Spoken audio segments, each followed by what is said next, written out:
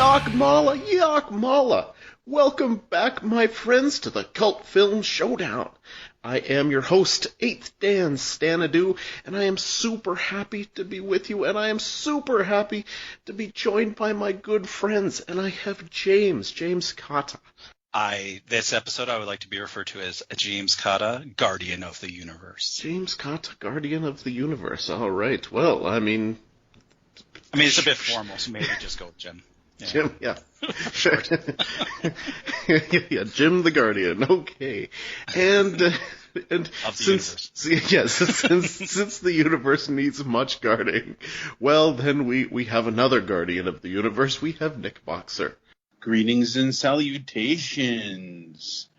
I'm really looking forward to some large, weird words. Because, wow. I don't know what that means. Got. Wow. Nope. I don't know either. So wow, not being an example of those large words. Yes. No. If wow was one of his large words, that would explain a lot. But it's palindromic. What? Anyways, there's a good large word. Yeah. And Jack Hall. No, you forgot. I changed my name. Remember, as Peacock was my last name now, and Chris was the first name. And you remember, of course, I can't do that anymore because, as you know, that's the problem with being on a world famous podcast like this is I got a cease and desist from the Peacock network. They got so I have to pick a new name, and I like Peacock. So I can't use that, so I'm gonna stay with Cock, C-O-K-E,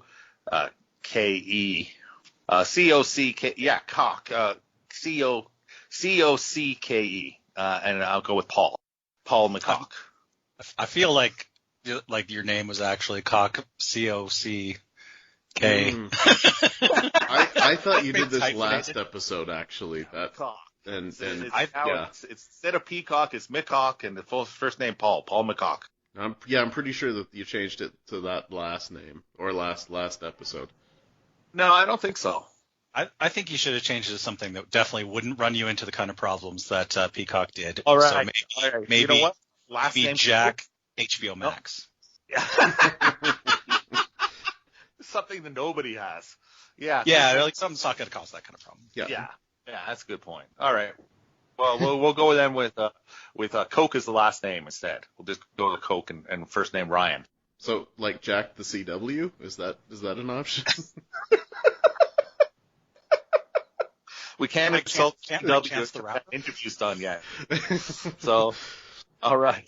Okay. All right. So, anyways, we are here. The actual movie, only slightly less entertaining than this. Yes, we are here to discuss Abraxas, Guardian of the Universe, not James Cotta, Guardian of the Universe. So, and in this case, we know that Nick Boxer is going to have to explain the Guardian of the Universe to us. So please, Nick Boxer, do this. First, before let's explain the concept of the season. Yeah. Are you sure? Are you sure we need to? I would, except, that's too much work. I'm already explaining the freaking movie, and, that's going to take an hour. Oh, yeah. All right, explain something. Somebody explain something. James Concept, right? 85 Minutes of Fame is the name of this season, a reference to the Andy Warhol. In the future, everyone will be famous for 15 minutes. This is people who were famous for things other than movies, other than acting, that put their toe in the waters. Some like the star of our film today, Jesse the Body Ventura, did quite a few movies. Who isn't famous for acting? But certainly that is not where that's not where he that's not where he made his hay. That's not what he was. And this is his only lead role, right? So yeah, a lot of supporting roles. Yeah. Certainly a lot of acting, but not. It's still not what they put at the top of the obit. And after this, they decided he couldn't lead again. I don't understand. Seems hard to believe. Truly. Yeah. So this episode, of course, Jesse the Body Ventura being the person. Abraxas, the titular Abraxas, Guardian of the Universe. He has the power. Let's get going. All right. Clean soundtrack Over was the Nick. best part of this movie. Alrighty. What happens in this movie is quite simply phenomenal. Jesse Ventura plays Abraxas, space cop. Now, space cops are imbued with certain sorts of powers, and he is assigned to capture his old partner who's gone rogue and chases him to Earth. Now, apparently, space cops, if they procreate, their progeny somehow get some sort of superpower that gives them the anti-life equation. Now, if a space cop learns the anti-life equation, this is bad. The progeny is now called the Culmator. Of course, this all makes sense and it is explained in the opening crawl, so, everybody's on board for the entire movie. Oh, my God. So I'm sorry, isn't that the Culmator? Abraxas is unable to stop his ex-partner from procreating. Secundus, his partner, commits space rape, but Jesse via his hand. capture It should him. be said he touches his hand to the belly. That's the space rape in this movie. Yes. PG-13 movie. Yes. Well, it's still space rape. So Not rape, just space rape. Yeah. Space rape happens. Secundus is sent back to some sort of space prison, and everyone's thinking this is going to be okay, but unfortunately, Secundus escapes and comes back to Earth, and he goes after his kid to learn the anti-life equation, which we know is bad from the opening crawl.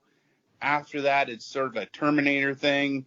Abraxas goes chasing after him, and he has to get him, but our space cop buddy kind of likes the kid, so he doesn't just off him, and tries to protect him from Secundus and supposedly protect the universe. I was really unsure what happens if anybody learns the anti-life equation. But well, we learned that from the Fourth World. Jack Kirby taught us. And it's true. So, and it's bad. Right. Yeah, it's bad. I'm assume. sure it's bad. But they chase each other, they fight. There's some odd little bits, but really, that's the plot of the movie. See, Yeah, what pretty happens in the anti-life equation, what actually happens is that James Belushi becomes like a big giant pothead and actually starts just growing his own weed. That's the anti-life equation. Is that what he's doing now? Completely. Oh, yeah, yes. that's right. He is. He's growing his own weed. I forgot about that. I hear it's really good. That's right.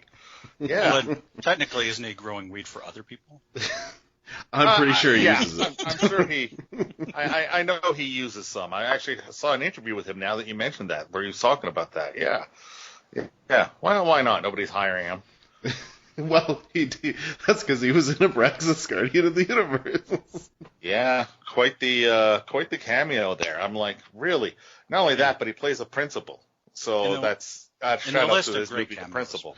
In the list of great cameos, that's really got to be up there. That was an amazing cameo. It was. I was wondering how they got it, but it turns out that the female lead was his wife at the time. And that's how they got him to be in the movie. Yeah. Wow. Yeah. Where does one start with Abraxas, Guardian of the Universe? Well, what did we learn from this film? Oh, yes. I learned about 4 new ways to slut shame. Yeah. They were really hard on the pregnant mother for the first half of this movie. I love that she goes immediately and sees her father, and the father's like, and you don't know who she apparently lives with, and he's like, you don't know who the father is? You don't know the father? And I'm like, what? You think that this is normal? Like, yesterday you saw your daughter and she wasn't 9 months pregnant and now she has a baby? And, and you're like, and your first reaction is the slut shamer because she doesn't know who the father is. Maybe you think she properly hid being pregnant from you for 9 months, walking around the house with like a bag of groceries over her belly or something? Like, what is going on here? Yeah, like they do on sitcoms where they carry stuff in front of them. They carry boxes all the time. They sit behind desks. Yeah, she's been doing that for you know, Right for after the 9 scene. months, and the dad didn't notice, and now he's mad at her. Like, come on. But I mean, even once the kid is school age and she's trying to get him into school, the principal rolls her eyes when she says she's a single mother. It's ridiculous. Yeah. Well, yeah, it's right. She's a single mother, meaning whore. Yeah, Scarlet Letter. Yeah, that's it. It's and the movie was made in 1991. You know, not in 1891. I think that's worth noting. Just they go out of their way to get these scenes in here, and there's no reason. I mean, we could have had space rape, cut 15 minutes, and I feel like since she has no support network in this small town anyway, like leaving would have been a good idea. It's an interesting concept, but yeah. Like it's not like her roots in the community are the reason she stays. No, I don't know why she stays, come to think of it, but she turns her life around, even as a single mother, gets herself a good job. I'll tell you what I learned from this movie. Yeah. I learned that the best soundtrack for an action science fiction movie is slow jazz. Smooth jazz, yeah, for sure. Yeah, no doubt. I learned that you could probably talk about this in any film class if you talked about its parallels with the Scarlet Letter. I learned that Danish bodybuilders sound shockingly like Arnold Schwarzenegger. Mm-hmm. Yeah. Sven Sorensen, the B movie himself, a B movie legend, is the Secundus. Secundus. Yeah. Here's what else I learned from the guys that are because there's the guys who dispatched the space cops to Earth. I learned from them when they're talking about Earth that Earth is the fourth planet from the sun. Oh man, I thought that was awesome. Yeah. Real attention to detail here. Well, yeah, like, one of them I've is gotten it wrong from time to time, but there was this famous show later called Third Rock from the Sun, clearly intended to correct this misunderstanding. And one of those. One of those characters is, of course, the writer and director. So, I mean, you know, he knows all, really. I mean, so the way I see it, they must have discovered another invisible planet. That's the way that I read that. Yeah, they may know something like the moon. I learned that if you're a police officer, that no matter what you do, other police officers will cover for you. Yeah. Even carrying a Uzi. Yeah, I learned that actually just from watching the news. Oh man, on point, I must say. I like that we're making the show topical. As we talk about Abraxas on its 30th anniversary. It's funny that it's funny that you mentioned that we mentioned Schwarzenegger, we mentioned the Terminator, because Schwarzenegger was offered this movie. You know, he turned it down to do T2, mistake, but he was offered this movie. Yeah. The road not taken. You don't know what would have come. Yeah. If he had been offered this and instead of doing T2, And then Jesse the Body was the Terminator in T2. And whole different world. Different world. I think that governor. Actually, he still becomes governor because both can go as governor. Now that I think about it. I was about to say, like, they both ended up as a governor anyway, so it's the career paths ended up having a lot more crossover than you'd expect. But especially for these guys. But wow, it's interesting. Now I'm not sure what else to say about the movie. I think it's time to get it to the print. I don't know. Did we learn anything else from this? I don't think we did. Neither did the filmmaker. Like how to make a film. It's interesting because and here's the funny thing, right? Is that I had just been going through these lists of like deep dive movies that were supposedly good, and Abraxas came up as on this list of like, oh, this is a good sci-fi movie. And so I went in with this expectation of like, oh, well, okay, so we're going to watch a good sci-fi movie. And instead I watched Abraxas. And I did have a laugh that when we were talking about these, we were talking about which ones we felt good about, which ones we weren't sure, and someone said, "Well, what I've heard is that Abraxas is just a really solid sci-fi." Yeah, that's what this article said. Yep, and was wrong. Totally wrong. Oh yeah, that article couldn't have been any wronger. That's the thing about this movie. That's the biggest thing about, like, I was so disappointed with this because I'm like, okay, this can't be. This has to be, what it is. The same guy who delivers I'm too, I ain't got time to bleed, and I'm thinking, okay, it's going to be like the great Robert Forster sci-fi action flick, Peacemaker. Just a bunch of explosions and lasers and cheesy lines, and I figured it'd be bad but fun. And it's so serious. It is such a serious movie, and trying to do so much character development and everything. And it's just like, are you serious? We don't need character development. Give me an explosion and a laser. And all they did with Jesse Ventura was like Damian Lee just told him to like basically sleepwalk through the role. I think that's his acting. Do you think he was told that, or was that a natural instinct? No, I mean, it was method. He was just asleep all the time. But that's it, though. This is one of the greatest talkers in the history of the wrestling business. A super charismatic guy, which is why he became governor. An incredible talker, and yeah, you basically gave him almost no lines because his character is just a quiet, tortured policeman, a space cop. What a mess. I mean, and it's true because, like, I mean, sure, okay, so the story I think we've probably seen in other places, but like similar elements. But honestly, it's really such a shame. You've seen a movie with a Culmator in it before?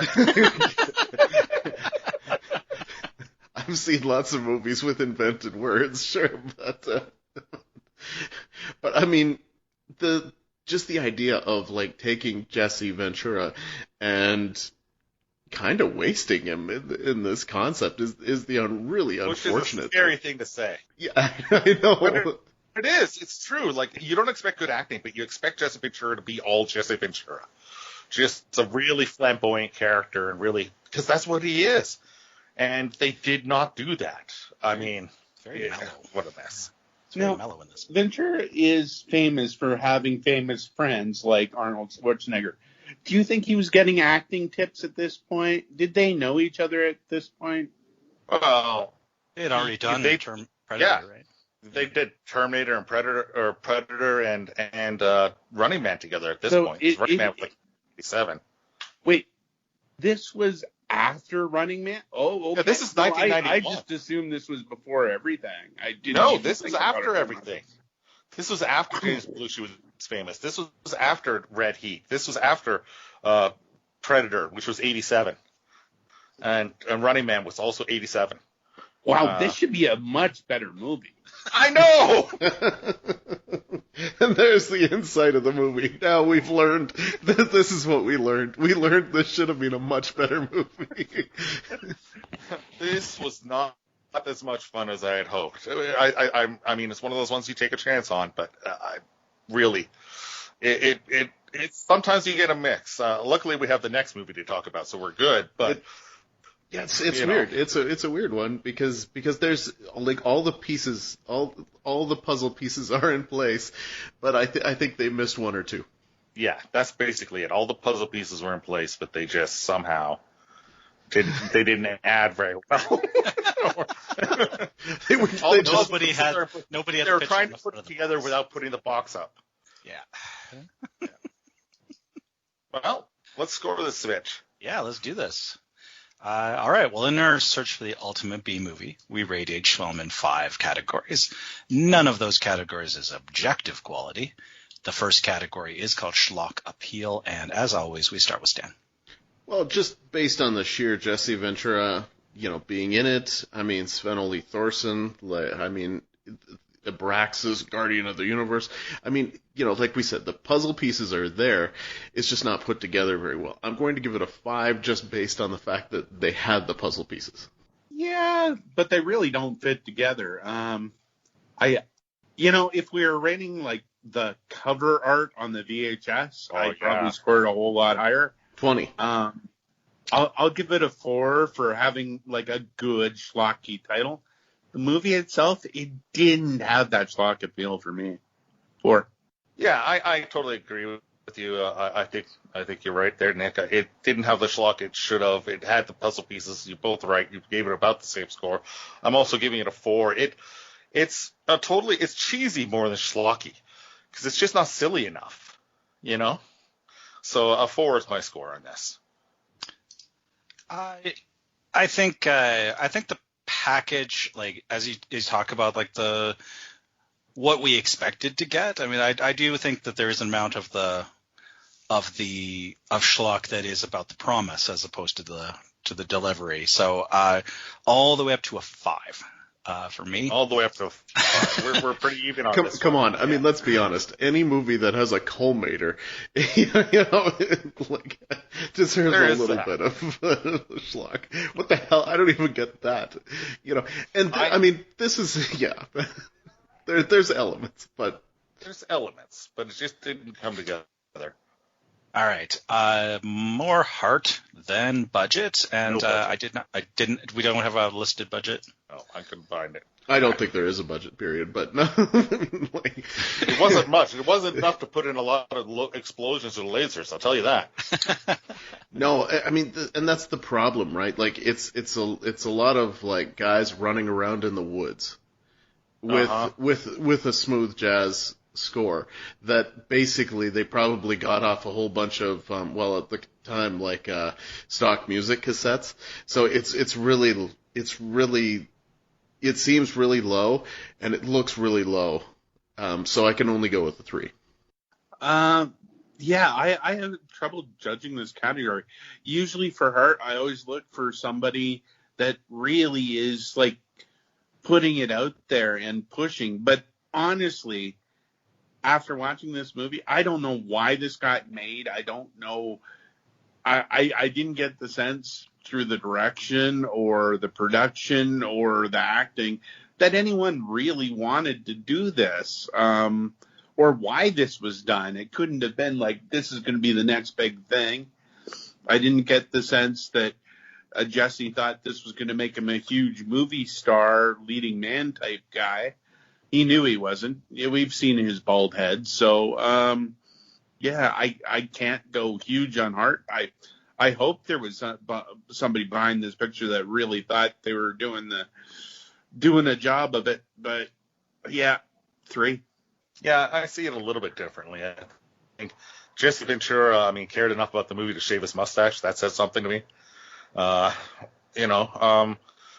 think what probably appealed to him was the idea that this was a character that was sensitive, that did go against what was his type. I think that they tried to put a lot of heart into it, and the story and the character development and everything like that. It's just not executed very well.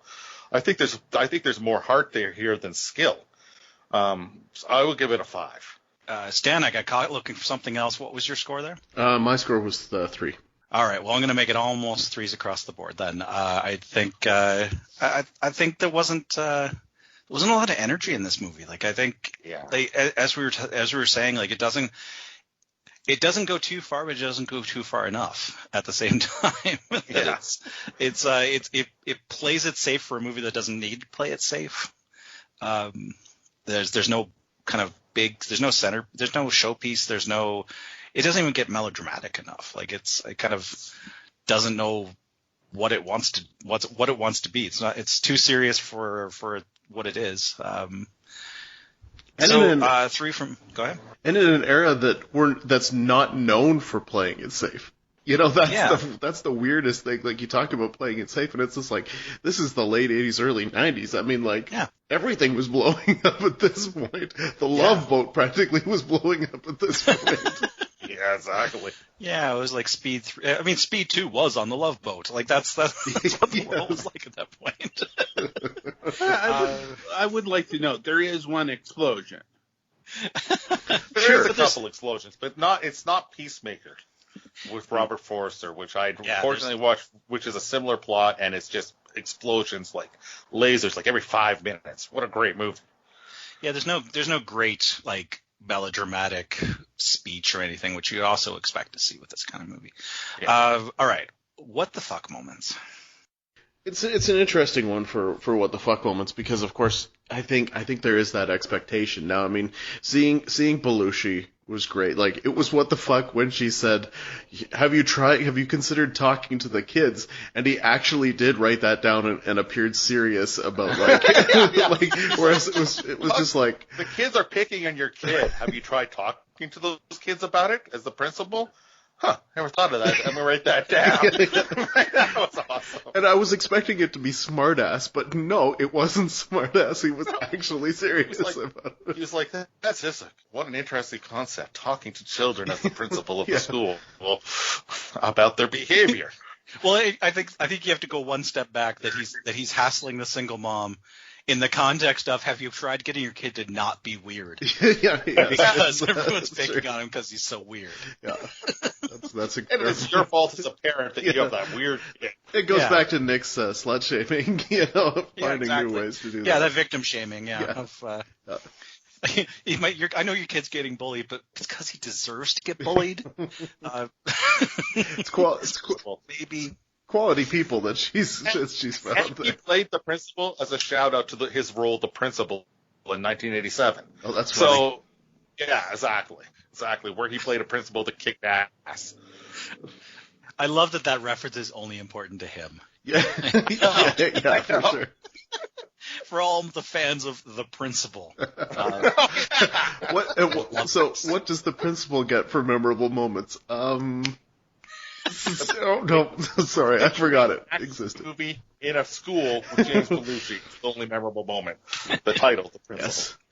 Of course, the smooth jazz sax score, like that just, I couldn't believe that during the running scenes in the woods, and it's just like, woo doop doo doo doo doo doo. Do you think that was just a budgetary choice, or was that an actual? No, because later in the movie, because I was kind of focused on this. Later in the movie, there was no question that they attempted to get a little bit more. Like, it was like they were digging through their stock music and they suddenly found something with a little bit of electric guitar for later in the movie. But in the early going of the movie, it was all just... You wouldn't want to go back and rescore that first part. That would be... That would have taken 5 minutes or something. It's like they just left an attempt track. Yeah. Yes.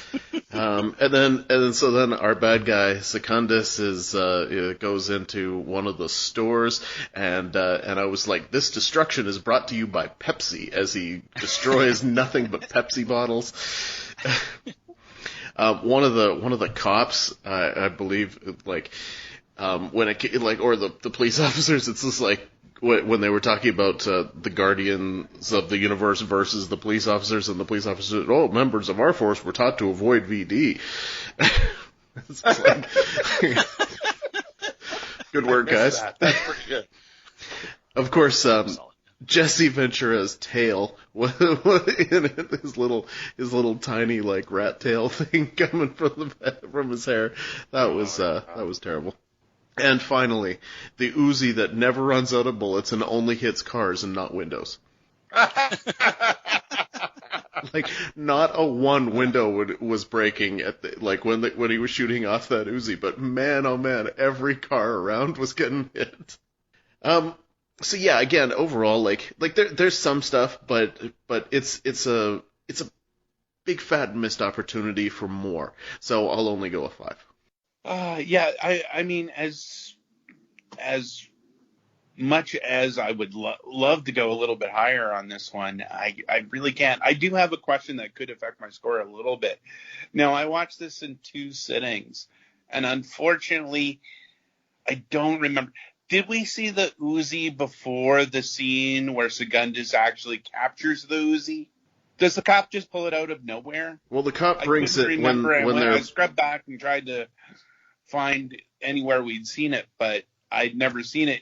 The cop just is carrying around a Uzi, right? Well, he pulls it out before the last battle, because it's just like because he's like the wannabe super cop that has all sorts of weapons, I assume. But yeah, so he brings it out before the last battle. It just struck me as a very odd thing just to be carrying underneath your jacket as a cop.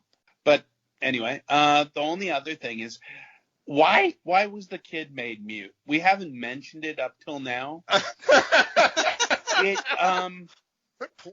When you have a mute main character in a movie, you'd think it would come up in the plot or something like that. But no. There is no reason for the kid really to be mute. It's hinted at, but never really explained or explored. That's pretty freaking weird. But on the whole, this is a straightforward actioner. I can't go too high, so I'll go with the 3. I'm probably a little bit more because we've mentioned enough to me that it's like, yeah, they're in there.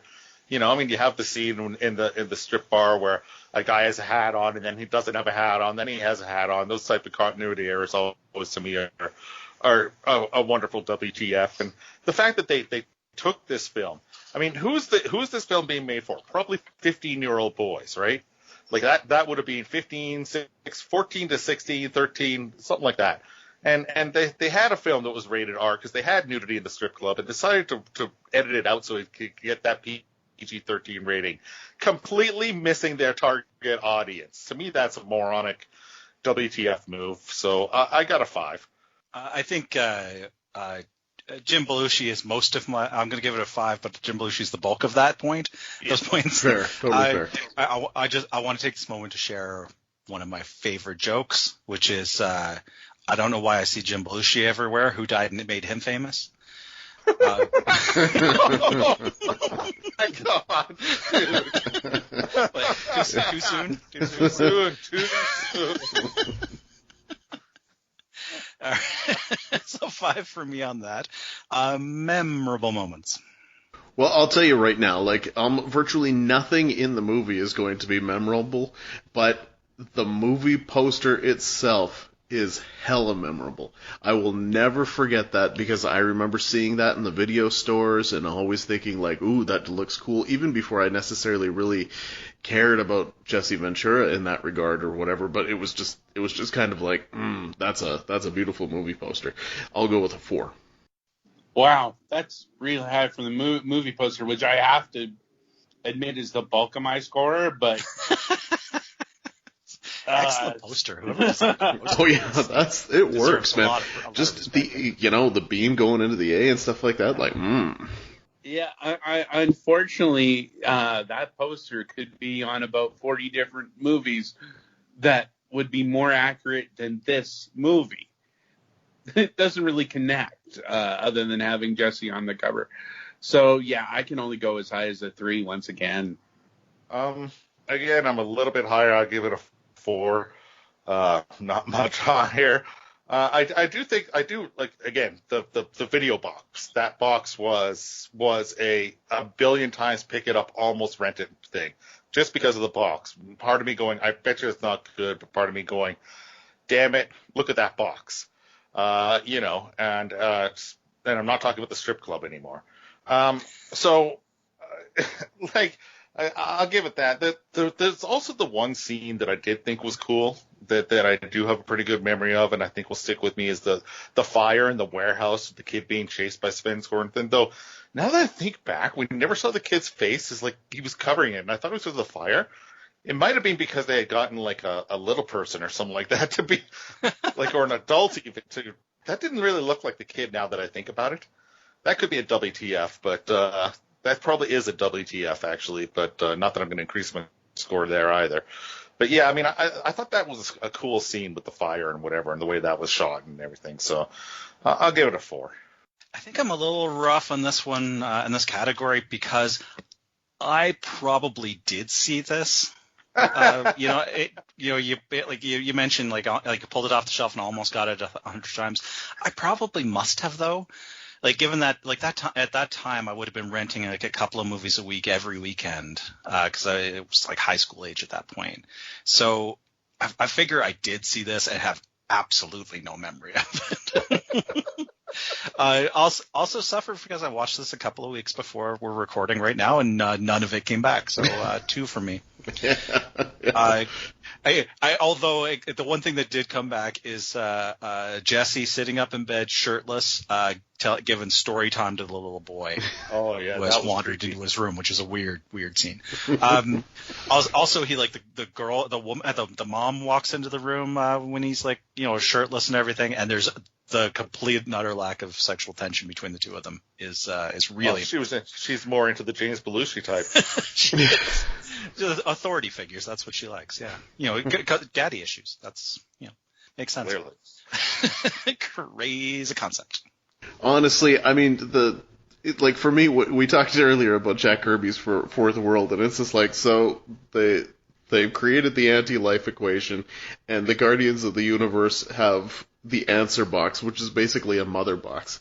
I mean, the whole concept is essentially just like ripped straight out of Jack Kirby.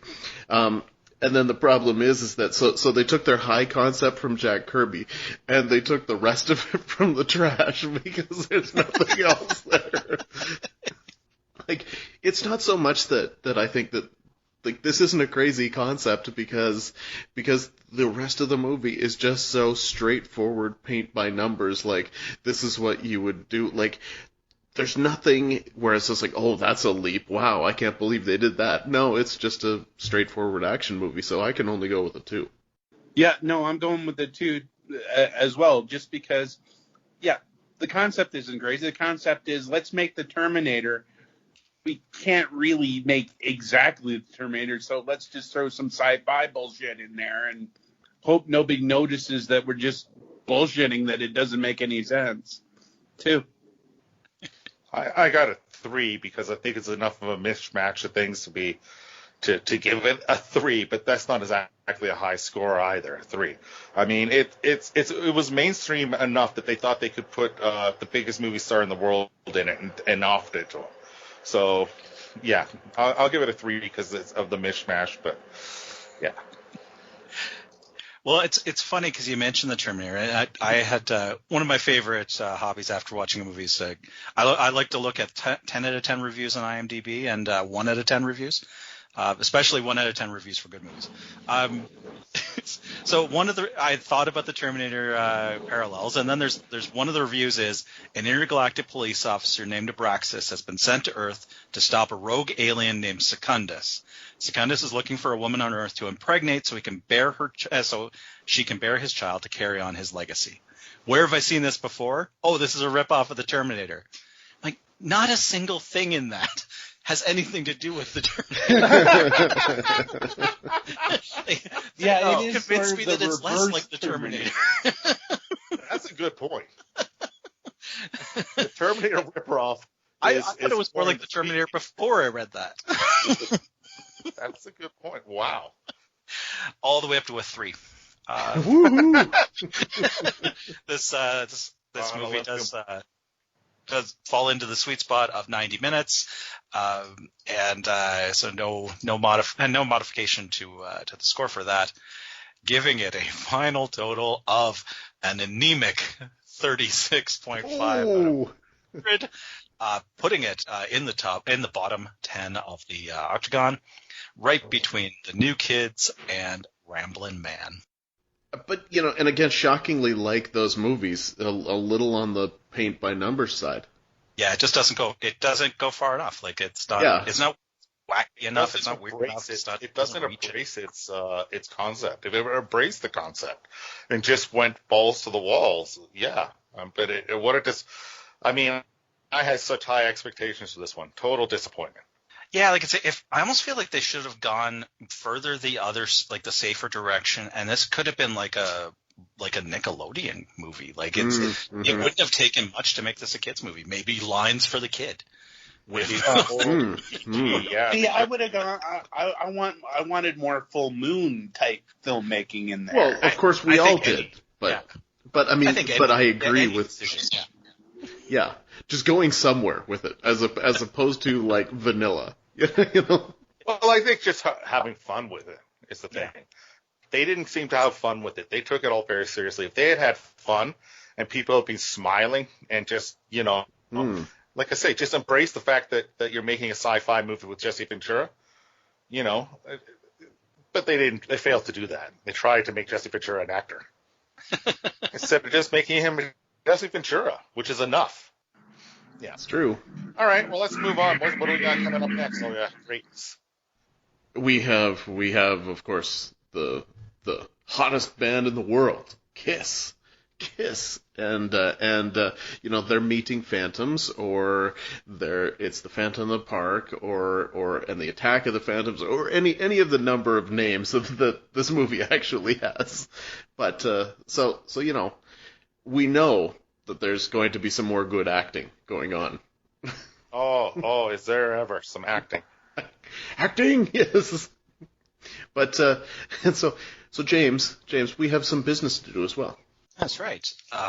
You can find us on Instagram at Cult Film Showdown, and we are sponsored by We Talk Podcasts. WeTalkPodcast.com is the home of the Octagon, where we keep track of our search for the ultimate B movie.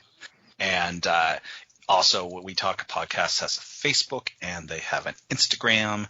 And you should also please subscribe to the show, review the show. Reviewing helps a lot. Sorry, they have a Twitter. They don't have an Instagram. You have the Instagram. We have the Instagram. They have a Twitter. Neither of us has a LinkedIn. Who's got a Bandcamp? Does anyone have a Bandcamp? Just Nick. For his alt rock band Abraxas.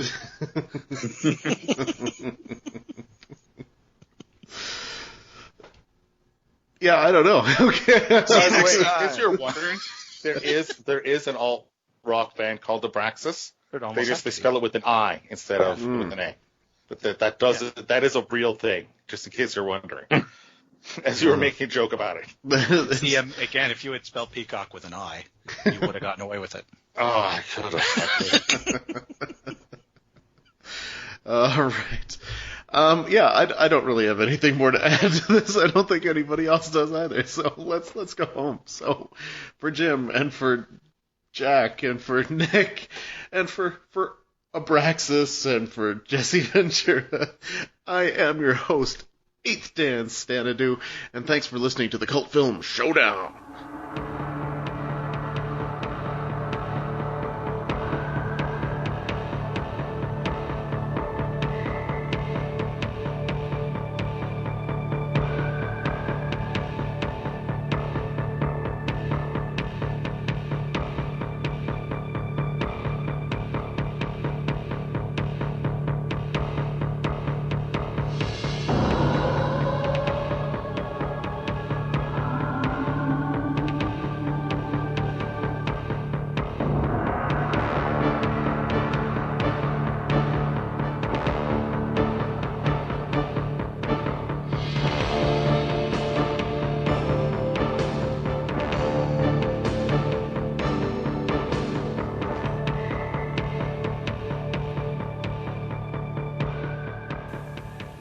Hello. I suppose you're not tired. Do you want to sit up here with me? I'll tell you a story. It's about two men. They were partners. I need your buddy. Secundus and I went back a long way. We pulled each other through a lot of hard times. It's over. I know you. You can't do that. But one of the men began to grow unhappy. Soon, the only thing that mattered to him was himself. Weren't Abraxas and Secundus partners? Ancient history height. Now they're sending me out to bring in Secundus, my ex-partner. Not this time. Culmator escaped.